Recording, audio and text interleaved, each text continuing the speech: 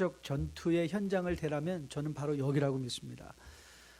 여러분들의 귀와 여러분들의 눈을 가려서 어떻게든지 하나님의 말씀을 듣지 못하게 할 터인데, 오늘 찬양대 권면처럼 오늘도 우리가 주의 말씀을 들을 수 있는 귀를 허락해 달라는 그 기도하는 마음으로 우리가 함께 말씀 앞에 설 수 있게 되기를 주님의 이름으로 축복드립니다. 그래서 여러분의 정말 삶이 다시 한번 말씀으로 세워지고 회복되어지는 시간 되기를 주님의 이름으로 축복드립니다.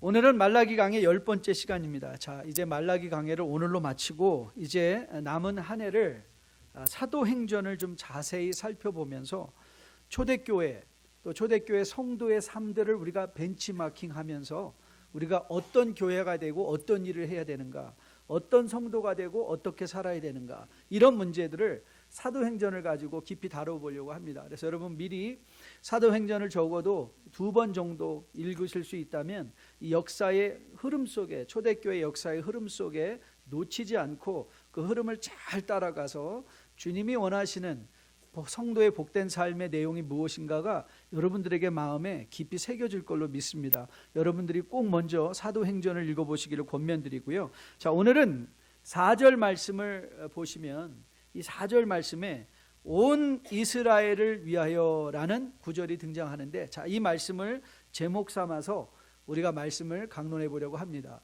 우리가 때로 구약을 묵상할 때 우리의 마음에 드는 생각은, 아니 수천 년 전에 일어난 중동의 조그마한 한 국가의 이스라엘의 역사가 도대체 오늘을 살아가는 나에게 무슨 연관이 있을까라는 질문이 들어오는 것이죠. 참 합당한 질문입니다. 여러분께 자주 성경은 그리 복잡하지 않은 문건이라고 말씀을 드린 적이 있어요. 성경을 관통하는 주제가 있거든요. 자, 성경을 관통하는 주제의 핵심이 뭐라고 그랬죠?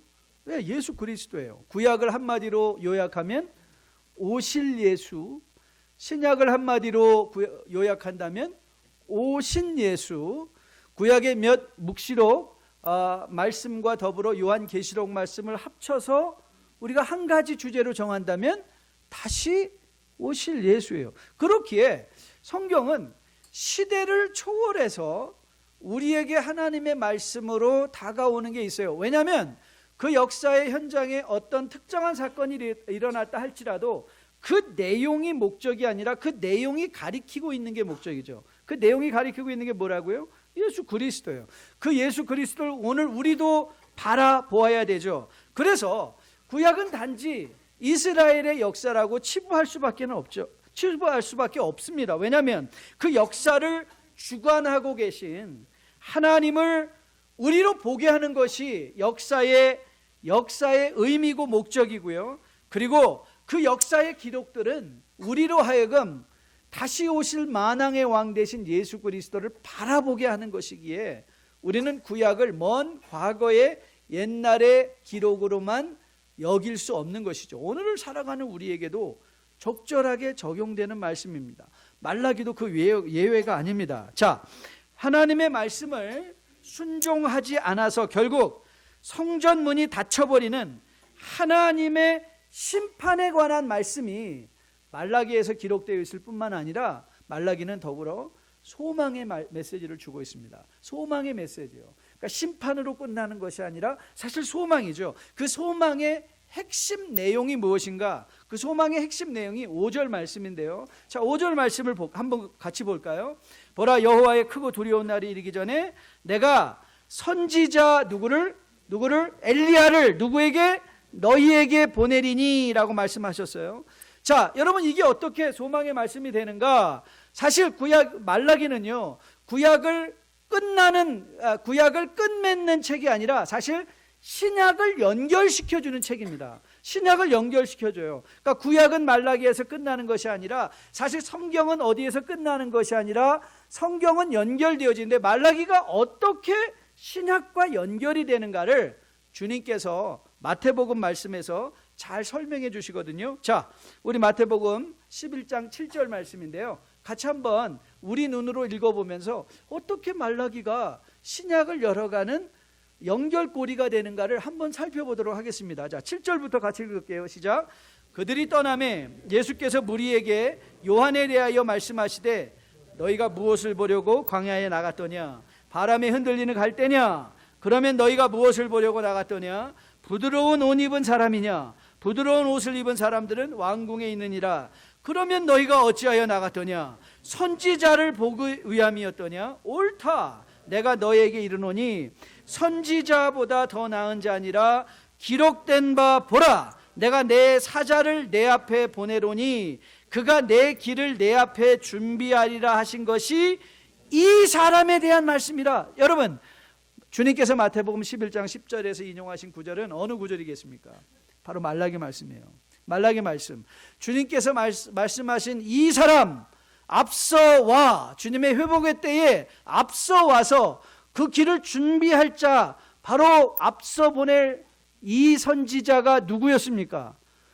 말라기에서는 엘리야였는데 그 엘리야가 그 누구를 가리킨 것이다? 세례 요한을 가리킨 것이다. 그럼 여러분, 오늘 주님은 무슨 말씀하시는 것입니까? 예, 그렇습니다. 바로 구약이 어떻게 신약과 연결될 것이냐, 어떻게 말라기가 소망의 메시지로 끝나는가? 소망의 메시지로 끝나는 이유는 성전의 문이 닫히는 걸로 끝나는 것이 아니라 다시 우리 가운데 성전 대신 예수 그리스도께서 내려오시는 구원의 역사의 절정에 올 엘리야를 미리 우리로 보게 했다는 것이죠. 그래서 연결이 되는 것입니다. 그렇다면 말라기에서 엘리야를 언급한 것은 바로 오실 예수 그리스도를 예표하는 것이다 라고 들을 수 있죠. 그리고 그 예수가 오셨습니다. 그 예수가 오셔서 십자가에 달려 죽으시고 여러분에게 저에게 새로운 생명과 생명의 능력으로 이 시대를 살게 하셨죠. 그런데 우리는 또 누구를 기다리고 있습니까? 다시 오실 예수를 기다리고 있죠.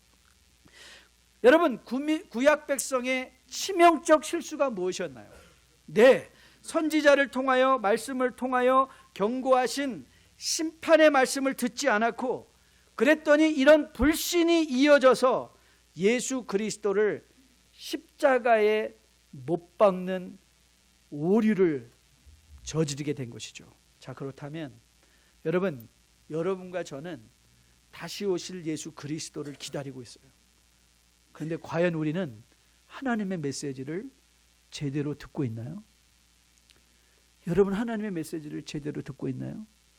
혹이라도 우리는 오늘도 우리가 알지도 못하는 채 예수 그리스도를 다시 십자가에 못 박고 있는 것은 아닌가요?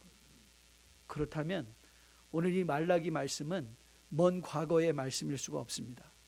다시 오실 예수를 기다리며 살아가는 우리에게도 너무나 적절하고 현실적인 하나님의 말씀이 아닐 수 없죠. 오늘 4절에서 온 이스라엘이라고 할 때 그 온 이스라엘은 단지 민족적으로서의 온 이스라엘일 뿐만 아니라 시간적인 차원에서도 온 이스라엘입니다. 여러분, 이 시대의 이스라엘이 누구입니까? 이 시대의 이스라엘. 여러분, 주님께서 우리에게 새로 거듭난 백성의 정체성에 대해서 교훈하시는 장면의 말씀 중에 우리가 지난 시간에도 인용했던 베드로전서 2장 9절 10절 말씀 여러분 기억하시죠?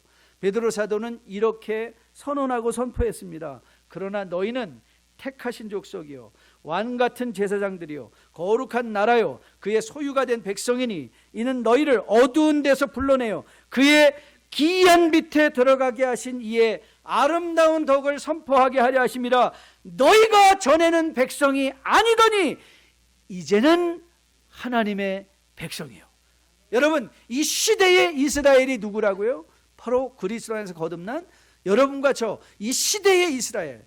누가 하나님의 말씀을 들어야 되냐고요? 이 시대의 이스라엘 된 온 이스라엘이 들어야 될 하나님의 말씀이 말라기의 말씀이고 바로 여러분과 저가 들어야 되는 하나님의 말씀이 말라기의 말씀인 것으로 믿습니다. 그러기에 이 말라기의 말씀은 말세를 살아가는 우리에게 너무 적절한 말씀이 아닐 수 없어요. 우리는 말세에 대해서 우리는 흔히 말세를 생각하거나 종말을 생각하면 우리는 항상 시간적 차원에서 언제인가를 마음에 둘 때가 많이 있어요. 그래서 사람들은 이 언제라는 이 시간, 종말이 언제 온대, 이 시한부적인 이 종말에 대해서 많이 흔들리고 그거에 휩쓸려 가는 경우가 많이 있어요. 그런데 여러분, 주님께서 우리에게 분명히 말씀해 주신 것 중에 한 가지가 뭐냐면 이 종말은 언제의 문제가 아니라는 거예요. 그 언제는 하나님 아버지밖에 모른다, 아들도 모른다라고 말씀하지 않았습니까? 그러면 우리가 이해해야 되는 말세는 어떤 차원의 말세인가요? 여러분, 말세를 이해할 때는, 종말을 이해할 때는 단지 시간적인 차원에서의 when의 문제가, 언제의 문제가 아니라 순서적인 차원에서의 what, 무엇에도 중요한 의미가 있는 거예요. 이렇게 설명해 드릴게요. 여러분, 우리 인간의 역사가 아무리 발전한다 해도, 과학의 기술이 아무리 발전한다 해도 우리는 알고 있어요. 우리가 기다리고 있는 역사의 마지막 사건이 뭐냐? 역사의 마지막 사건, 주님께서 재림하셔서 이 땅을 심판하신다는 거예요. 그 마지막 사건을, 우리에게 아무리 많은 일이 일어나도 우리에게 남겨진 역사의 사건은 하나밖에 없기 때문에 우리는 말세를 살아가는 사람들이에요. 우리는 종말을 살아가는 사람들이에요. 그렇기에 여러분과 저가 마음에 들고 기억할 것은 어떻게 우리가 우리의 끝을 준비할 것이냐, 어떻게 오늘의 삶을 잘 살아내서 우리는 하나님 앞에 설 때에 부끄럼 없는 하나님의 종들로 세워질 것이냐, 바로 말라기가 우리에게 말하고 싶은 실제적인 이 말세, 끝날을 살아가는 백성들을 향한 교훈의 말씀이에요. 저는 오늘 여러분과 말라기 전체의 교훈이기도 하고, 오늘 본문 특별히 4절부터 6절까지의 말씀을 중심적으로 살펴보면서 말세를 살아가는 시대의 백성들이 마음에 기억할 세 가지 교훈. 첫째, remember, 기억하라. remember, 기억하라. 둘째, be aware, 분별하라. 그리고 마지막 세 번째, come back, 돌아오라. 자, 첫 번째가 뭐라고요? remember, 기억하라. 두 번째가 뭐라고요? be aware, 분별하라. 세 번째가 뭐라고요? come back, 돌아오라. 자, 이 말씀을 우리가 한 가지씩 한번 풀어가 보도록 하겠습니다. 여러분, 구약에서 하나님께서 백성들을 책망하실 때에, 죄로 말미암아 타락한 백성들을 책망하실 때 가장 자주 사용하는 표현이 뭐냐면 너희가 잊었다라는 표현입니다. 잊어버렸다. 잊어버렸다. 자, 예를 하나 들어볼까요? 자, 시편 106편 말씀을 보시면 이스라엘 백성들의 잘못을 지적해내는 그 하나님의 말씀을 우리가 들을 수 있습니다. 자, 시편 106편 13절 말씀인데요, 같이 한번 읽어볼까요? 그러나 그들은 그가 행하신 일을 곧 잊어버리며 그의 가르침을 기다리지 아니하고. 자, 백성들의 문제가 뭐라고요? 백성들의 문제가 뭐였어요? 하나님을 잊어버렸어요. 자, 하나님을 잊어버리면 어떤 일이 생기는가? 15절, 14절입니다. 같이 읽습니다. 시작. 광야에서 욕심을 내며 크게 내며 사막에서 하나님을 시험하였도다. 여러분, 하나님을 잊어버린 백성들의 나타나는 증상이 뭔지 아십니까? 그 마음속에 욕심으로 채워집니다. 욕심으로 채워져요. 그래서 욕심으로 채워져서 하나님을 시험하죠. 자, 15절 계속 있습니다. 그러므로 여호와께서는 그들이 요구한 것을 그들에게 주실지라도 그들의 영혼은 쇠약하게 하셨도다. 여러분, 욕심의 무서움이 뭔지 아세요? 욕심에는요, 착각에는 커트라인이 없잖아요. 욕심에도 커트라인이 없어요. 그래서 욕심이 우리의 마음을 주장하게 되면요, 끊임없이 더 큰 욕심이 일어나게 되면 말미암아 우리의 영혼이 쇠약해져요. 아무리 많이 가져도 쇠약해져요. 언제? 하나님을 잊어버리면, 하나님을 잊어버리면 우리의 욕심으로 채워진다는 것이죠. 자, 16절 말씀이에요. 그들이 진영에서 모세와 여호와의 거룩한 자 아론을, 여러분, 욕심이 우리의 마음을 주장하면 그 다음에 생기는 자연스러운 수순이 뭔지 아십니까? 질투입니다. 여러분, 우리가 질투하는 걸 어떻게 알 수 있다고요? 비교하죠. 우리 사람들과 비교하죠. 자, 비교하는 자의 가장 큰 비극이 뭐라고 그랬어요? 비교하는 사람들은 두 가지 중에 한 가지라고 그랬죠. 비참해지거나 교만해지는 거예요. 비참해지거나 교만해지는 거. 이게 비교예요. 여러분, 세상 사람들은요, 이 세상을 움직이는 힘이 뭔지 아세요? 이 세상을 움직이는 힘은 욕심과 질투예요. 끊임없이 남을 바라보며 비교해서 비참해지죠. 그 비참해지고 싶지 않아서 더 큰 욕심을 가져보고 그걸 가져보죠. 그랬더니 자기보다 꿈도 많은 사람들이 눈에 보이기 시작하고, 그래서 하나님을 잊어버린 백성들의 특징이 뭐예요? 욕심과 질투 속에 마음의 만족이 없는 중독 상태를 살아가는 것이죠. 자, 18절부터 계속 읽습니다. 불이 그들의 당에 붙으며 화염이 악인을 살랐도다. 그들이 호렙에서 송아지를 만들고 부어 만든 우상을 경기하며 자기 영광을 풀 먹는 소의 형상으로 바꾸었도다. 애굽에서 큰 일을 행하신 그의 구원자 하나님을 그들이 잊었나니. 구약 백성의 문제가 뭐였다고요? 하나님을 잊어버린 거예요. 하나님을 잊어버렸어요. 자, 그러면 왜 이들은 하나님을 잊어버렸을까요? 왜 이들은 하나님을 잊어버렸을까? 그 이유는 간단합니다. 하나님을 어떻게 생각할 줄 아냐고요? 어떻게 하나님을 생각하느냐고요? 그건요, 하나님의 말씀이에요. 하나님의 말씀, 그들의 마음판에 새겨두어야 될 하나님의 말씀이 없으니까 하나님을 잊어버리는 것이죠. 여러분, 모세가 백성들을 이제 요단강을 앞에 두고 가나안 땅에 들어갈 백성들을 향해 피가 터지는 마음으로 그들에게 권면합니다. 그들에게 권면하신 말씀에 이 신명기의 핵심 말씀이 신명기 6장 말씀이에요. 자, 신명기 6장 말씀인데요, 4절부터 우리가 함께 봉독하면서 스스로 우리의 마음에 확인해 보도록 하겠습니다. 자, 4절부터 읽습니다. 시작. 이스라엘에 들으라. 우리 하나님 여호와는 오직 유일한 여호와시니 너는 마음을 다하고 뜻을 다하고 힘을 다하여 내 하나님 여호와를 사랑하라. 오늘 내가 내게 명하는 말씀을 너는 마음에 어디에 새기라고요? 어디에 새기라고요?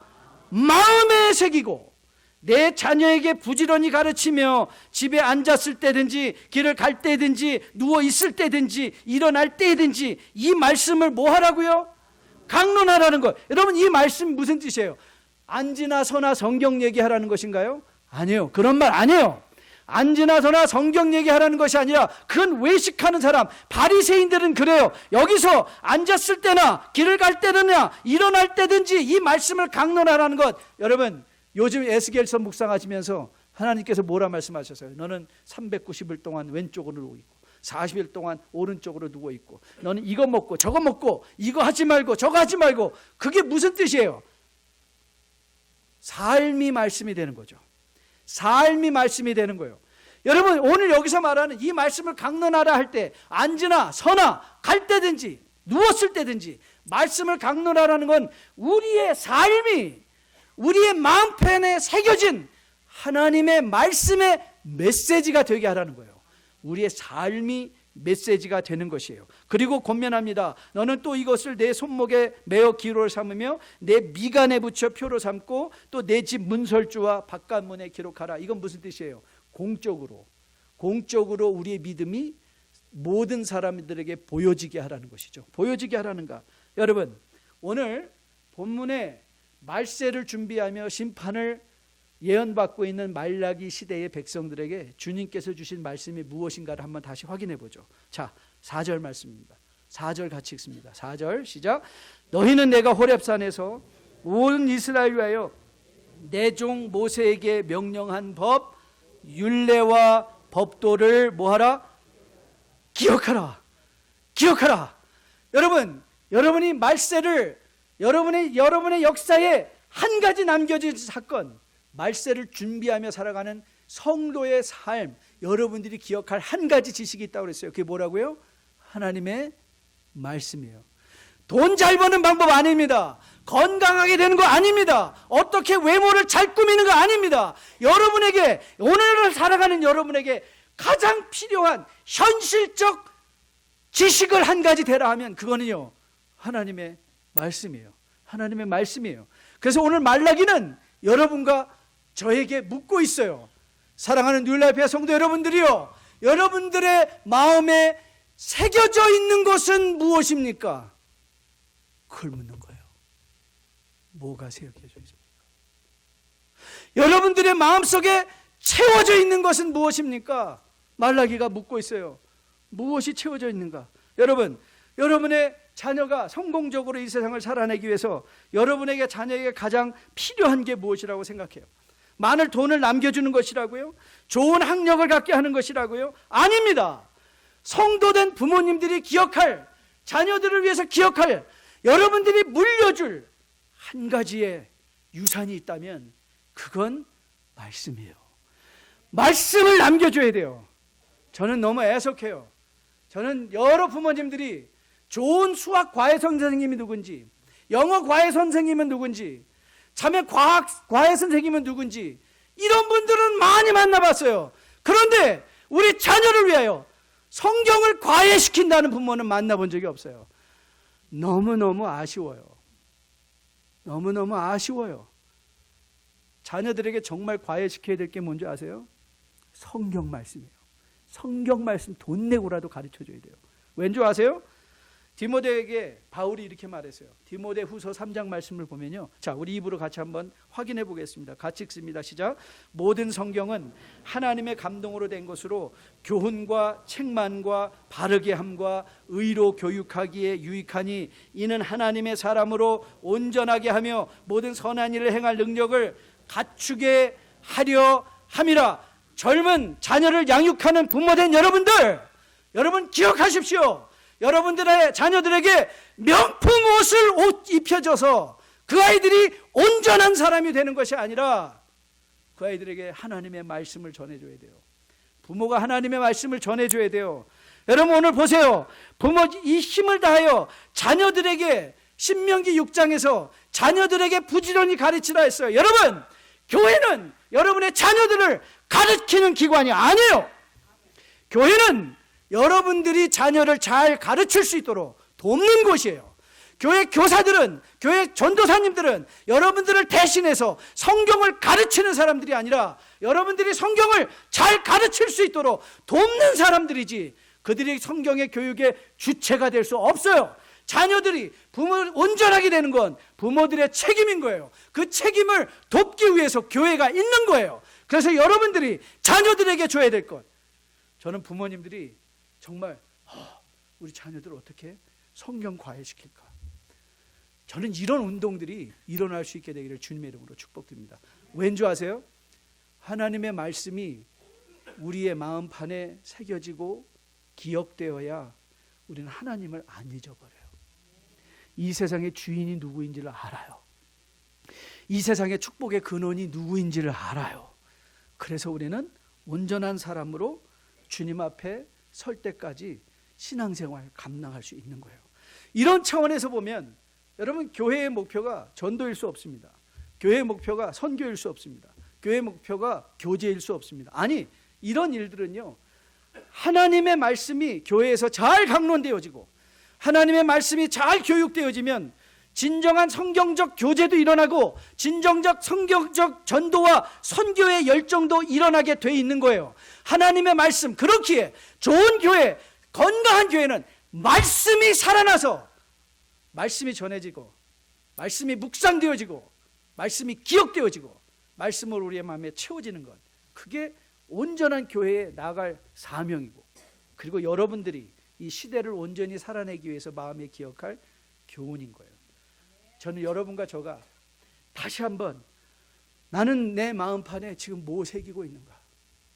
누가 말하는데 어디 가면 돈 많이 번대, 누가 말하는데 어디 가면 건강하게, 이거 먹으면 건강해질 수 있대, 이런 것들이 마음에 새겨지는 것이 아니라 하나님의 말씀이 여러분의 마음판과 저의 마음판에 새겨져서 우리 자녀들에게도 자연히 이 말씀이 전수되어짐으로 말미암아 주님의 종말, 주님이 언제 오셔도 기쁨으로 주님을 맞이할 수 있는 여러분과 저가 될 수 있게 되기를 주님의 이름으로 축복드립니다.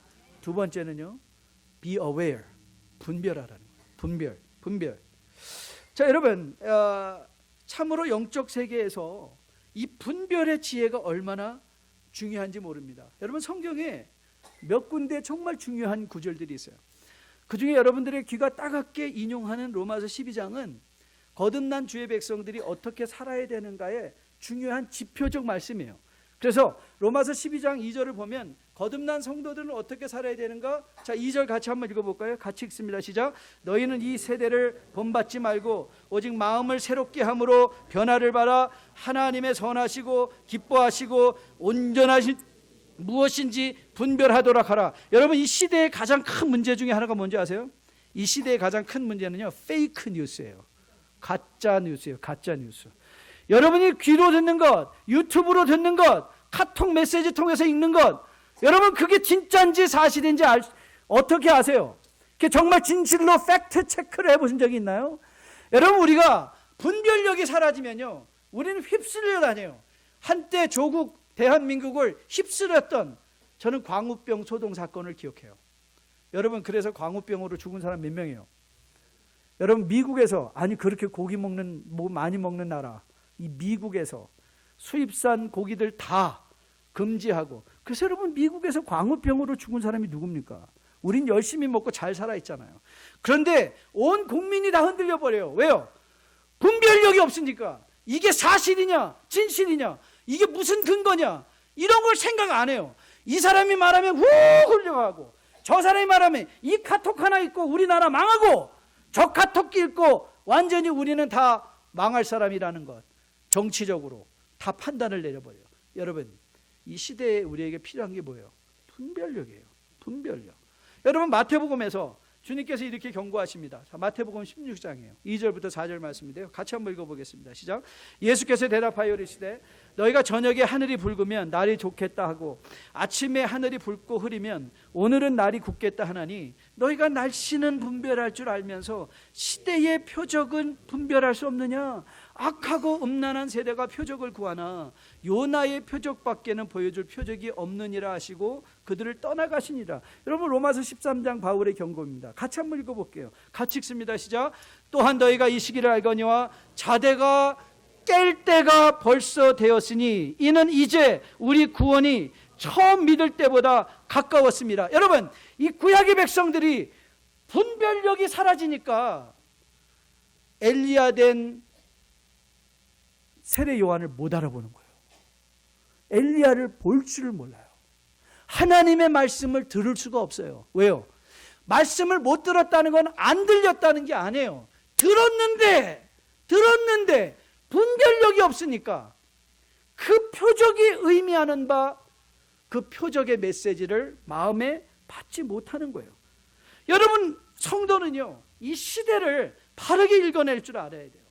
시대를 바르게 읽어낸다는 게 무슨 뜻이에요? 여러분, 정치의 눈으로 보는 것이 아니라, 윤리의 눈으로 보는 것이 아니라, 도덕의 눈으로 세상을 보는 것이 아니라 믿음의 눈으로 세상을 볼 때 세상이 분별돼요. 믿음으로 보는 훈련을 그래서 우리가 해야 돼요. 여러분, 믿음으로 보는 훈련을 한다는 게 무슨 뜻일까요? 네, 당장 내 앞에 이게 우왕좌왕하는 것이 아니라 종말을 기억하며 마지막을 기억하는 가운데 그 하나님의 심판을 기억하니까 오늘 내가 무엇이 중요하고 무엇이 중요하지 않은 것인가를 알게 된다는 거예요. 그래서 중요한 일을 하는 거예요.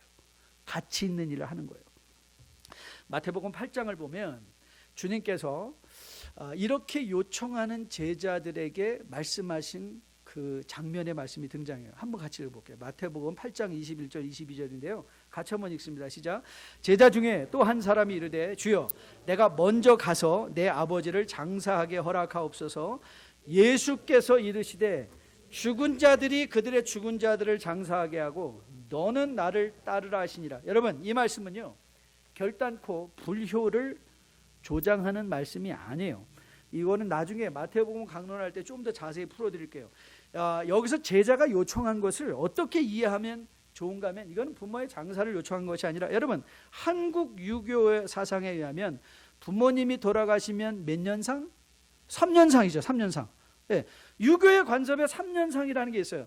유대인들의 관습의 장례 예식을 보면요, 부모님을 땅에 묻은 후에 이들은 1년 동안 애도의 기간을 갖다가 1년이 되는 날 그 뼈를 다시 수습해서 뼈 골 함에 넣는 예식이 있어요. 그래서 그 전체를 장례라고 하는 거예요. 그러니까 이 사람이 요청한 것은 우리 부모님 들어갔는데 눈 앞가리고 뭐 아유 장례 오고 뭐고 난 가지 않아도 된다.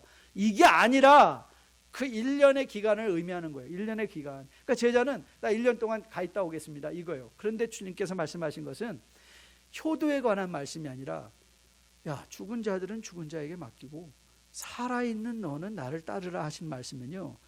인생의 우선순위에 관한 말씀이에요. 뭘 먼저 할까? 죽은 자에 신경 쓰지 말고 살아있는 것에 신경 쓰라는 거예요. 제가 여러분에게 간증을 한 것처럼 저는 교회 개척 94년도에 시작하면서 제가 제일 많이 한 게 뭐라고 그랬죠? 장례예요. 장례 많이 하면서 요즘은 그렇게 많이 안 하지만 제가 장례식 초창기에는 항상 가족들 같이 쫓아가 주세요. 언제? 관살 때 꼭 특별히 부모님 관살 때 제가 왜냐하면 장례장을 왔다 갔다 하다 보니까 이제 그 택틱을 알겠어요. 이 사람들이 이렇게 세일즈를 하는구나. 그래서 가상 관에 보면요 제일 비싼 관 보여줘요. 여러분 관 비싼 거 엄청 비쌉니다. 로즈우드로 된 뭐 빨간 거 하면요 그 뭐 10,000불 이상 되는 관이 있습니다. 그리고 이 사람들이 어떤 관 보여주냐면 여러분 관도요 700불짜리 있습니다. 여러분 옛날에 한국에서 이 노트북 바인더 중에 종이 안에다가 이 천으로 씌워놓은 거 기억나세요? 그 파란 천 까릿까릿한 거 그런 관이 있어요. 그럼 뭐 700불이면 살 수 있어요. 완전히 카드보드에다가 천 하나 덮여놓은 그런 관이 있어요. 그리고 딱 중간에 5,000~6,000 불짜리 관을 딱 보여주면 그러면요 가족들이 대부분 5,000불 6,000불짜리 관 살려고 해요. 그때 제가 말하죠. 성도님 2,000불짜리도 좋습니다. 철제관 보통 1,500불 2,000불 하거든요. 오크우드로 된 것도요 1,500불 2,000불이면 살 수 있어요. 제가 2,000불짜리 사라고 그래요. 왜냐면요 여러분 나이 드신 분은 아실 거예요. 용각사는 소리가 나지 않아요. 죽은 사람은 소리 안 내요. 전 여태까지 나 이 관 싫다고 다시 일어난 분 한 번도 본 적 없어요. 나 이 관 싫어 그러신 분 없어요. 여러분 우리들이 오해하는 게 뭔지 아세요? 부모님은요 살아 계실 때 잘하는 거예요. 죽어서 좋은 관에 모시면 그게 효도인가요? 아니에요. 살아계신 부모님한테 한 번 살갑게 더 대답하고 더 말해주고 할 수 있는 만큼 같이 시간 보내면 그게 효도지. 죽은 분한테 무슨 돌아가신 분한테 무슨 그 좋은 관을 사드린다고 그게 무슨 효도가 되겠습니까? 여러분 진정한 효도라는 사람들은요 살아있는 것에 중심을 해요. 산 것에 살아계실 때. 여러분 진정한 종말에 관심을 갖고 있는 것은요, 갖고 있는 성도들은요, 지금 내가 소중한 것, 가치 있는 것, 살아있는 것에 집중하는 사람들이에요. 그 살아있는 것, 가치 있는 것, 하나님이 보실 때 우리를 칭찬하신 일을 분별해내는 믿음의 눈이 필요한 거예요. 엘리야를 알아볼 줄 아는. 엘리야가 왔으니까 메시아가 오시겠구나. 그들은 엘리야 된 세례 요한을 바라보지 못했더니 메시아를 죽이잖아요. 우리에게 이 분별력이 필요해요. 저는 여러분과 저에게도 이 분별력이 세워질 수 있게 되기를 주님의 이름으로 축복드립니다. 이 분별력이 어떻게 세워지냐고요? 네, 다시 돌아가셔야 돼요. 말씀이에요. 여러분의 마음을 말씀으로 채우셔야 돼요. 왜 뉴라이프 교회가 이렇게 성경 읽기를 강조하고 성경 묵상을 강조하는 줄 아십니까? 여러분 왜 우리가 맨날 1학년에 머무는지 아세요? 기억하시죠? 1학년 10번 다니면 몇 학년이라고요? 1학년이에요. 1학년 100번 다니면 몇 학년? 1학년이에요. 1학년 1000번 다니면 1학년이에요. 성경 한 번 읽으면 몇 학년이게요? 유치원이에요. 유치원. 여러분이 나는 예수 믿습니다 하면서 여러분들이 아직도 성경을 일독도 하지 못해 보시고 나 예수 믿습니다 하면서 정기적으로 성경을 1년에 일독도 안 하신다면 우리는 스스로 무슨 고백하는 거예요? 우리에게 나는 맨날 유치원생이에요. 그래서 맨날 흔들려요. 나 이 사람 싫어, 저 사람 싫어, 나 이거 싫어, 이런 스타일 싫어, 저런 스타일 싫어. 늘 뭐에 움직이죠? 예, 자녀가 어리면 어릴수록요 뭐에 움직여요? 감정에 움직여요. 욕망에 움직여요. 자녀들은요 아랫사람 윗사람 가리지 않아요. 아무한테 막 가고 아무 때나 들어오고 나갈 때 아무 때나 나가요. 왜 그렇죠? 어리니까. 여러분, 우리가 신앙생활에서 분별의 은사를, 여러분, 우리가 나이가 먹는 분별하는 거예요. 나이가 먹었다는 건 분별력이 생겼다는 거야. 아, 내가 지금 앉아야 될 때구나. 일어나야 될 때구나. 아, 내가 지금 가야 될 때구나. 아, 이거 지금 하지 말아야 되겠구나. 아, 내가 이 사람을 알아봐야 되겠구나. 여러분, 나이가 드는 건 분별력이 생기는 거예요. 그 분별력은요, 하나님의 말씀이 아니고는 불가능해요. 하나님의 말씀을 읽지 않으면, 하나님의 말씀을 읽지 않으면 우리는 분별력, 말세를 준비할 수가 없어요. 저는 우리 뉴라이프 성도님들 다시 한번 도전합니다. 여러분들이 분별력 있게 시대를 온전히 바라보아 하나님의 표적을 이해할 수 있기 위하여 저는 여러분들이 하나님의 말씀을 다시 한번 결단하고 결심하여 매일 성경 통독 집중하여 선택할 수 있게 되기를 주님의 이름으로 축복드립니다. 마지막 세 번째는 돌아오라는 거예요. Come back, come back. 자, 우리 말라기 마지막 교훈은 4절부터 6절인데요. 굉장히 중요한 말씀이죠. 같이 한번 읽어볼게요. 4절부터 6절 다시 한번 읽습니다. 시작.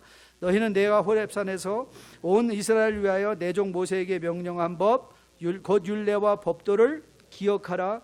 보라, 여호와의 크고 두려운 날이 이르기 전에 내가 선지자 엘리야를 너에게 보내리니 그가 아버지의 마음을 자녀에게로 돌이키게 하고 자녀들의 마음을 그들의 아버지에게로 돌이키게 하라. 돌이키지 아니하면 두렵건대 내가 와서 저주로 그 땅을 칠까 하노라 하시니라. 여러분, 하나님의 놀라운 이 종말에 일어날 일이 있대요. 하나님께로 돌아가면, 하나님의 말씀을 돌아가면 오늘 보니까 가정의 회복이 일어난다는 거예요.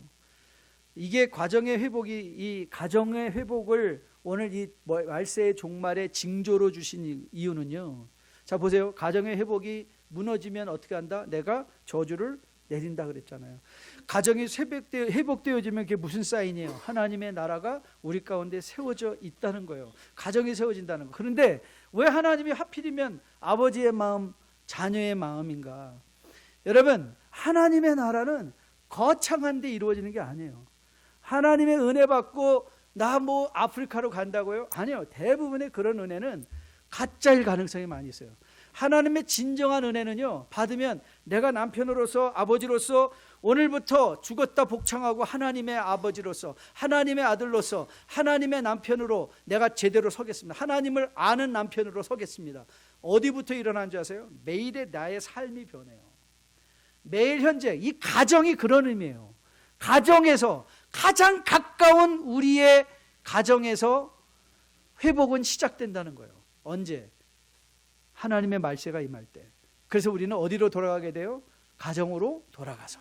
가정이 회복되면 사회가 회복되고, 사회가 회복되면 세상이 회복되고. 그런데 가정이 무너지면 이 세상은 하나님의 저주 아래에 있다는 것을 우리 눈으로 보게 하는 것이죠.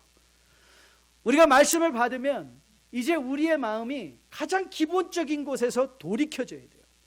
내가 아버지면 아버지로서의 마음이 돌이켜져야 되고, 아내면 아내로서의 마음이 돌이켜지는 거예요. 그래서 돌이켜져서 결과적으로 우리가 어디로 돌아가야 되는가? 또 단지 자녀에게, 단지 아내에게, 단지 남편에게 꽂히는 것이 아니라 우리가 함께 가족 전체가 여호와의 율례와 법도를 기억하는 하나님께로 돌아가는 거예요. 그게 종말의 마지막 교훈이에요. 돌아오라. 실제적인 매일의 삶에서 이제 시도하라. 도전하라. 저는 여러분에게 이 말라기의 음성이 큰 하나님의 살아있는 음성으로 들려줄 수 있게 되기를 주님의 이름으로 축복드립니다. 여러분들 들어보신 분이 있으실 것 같아요. 지난주 화요일 인터넷 신문 사회면에 다 실렸어요. 조중동 한겨레 다 실렸어요. 그 기사는 이런 기사 제목이었습니다. 필리핀의 장애 아들 버리고 연락 끊은 부모 기소. 사연을 제가 잠깐 소개해 드릴게요. 이런 사연이었어요. 검찰에 따르면 한 의사인 아버지 A씨는 2014년 11월부터 정신장애가 있는 아들 C군을 필리핀으로 데려가 현지 한인 선교사에게 맡겼다. A씨는 C군을 필리핀 여성 사이에 낳은 호녀라 코피노라고 속인 뒤 양육비 3천여만 원을 주고 떠났다. A씨는 출국 전 미리 아이 이름을 바꿨고 아이가 귀국하지 못하도록 여권을 빼앗았다. A씨는 귀국한 뒤 연락처까지 바꿨다.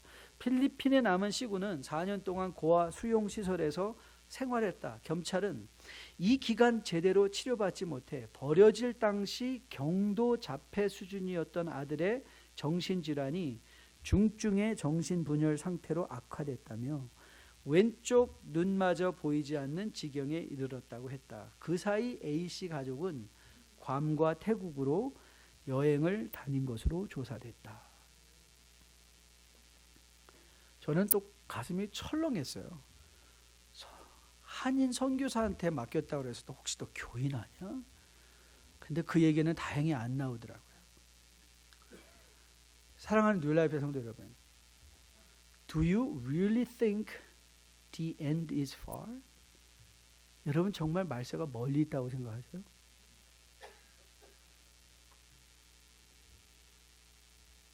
여러분의 시대의 말세는 안 올 거라고 생각하세요? 시대를 돌이켜보니 말세는 우리 코앞에 와 있는 것 같아요. 우리가 지금 여러분들이 다시 한번 깨어나서 남녀노소 할 것 없이 다시 한번 주님 말씀 앞에 분명히 서서 우리의 마음판에 하나님의 말씀을 새기고 분별력인 눈을 가지고 우리가 시대를 보지 못하면 우린 시대의 엘리야를 놓치게 될 것이고 메시아를 보지 못하고 아직도 욕심과 질투에 사로잡혀 끊임없이 죽어버릴 것들, 죽은 것들만 추구하며 평생 살아낼 수 있는 오류가 우리 앞에 있어요. 그래서 말라기는 우리를 권면해요. 뉴라이프 성도교회 여러분, 깨어나십시오. 말씀을 새기십시오. 그리고 말씀으로 분별하십시오. 하나님께로 돌아오십시오. 저는 말라기를 강해를 마치며 이 메시지가 여러분의 마음판에 분명히 새겨질 수 있게 되기를 주님의 이름으로 다시 한번 축복드립니다. 다 함께 일어나서 마지막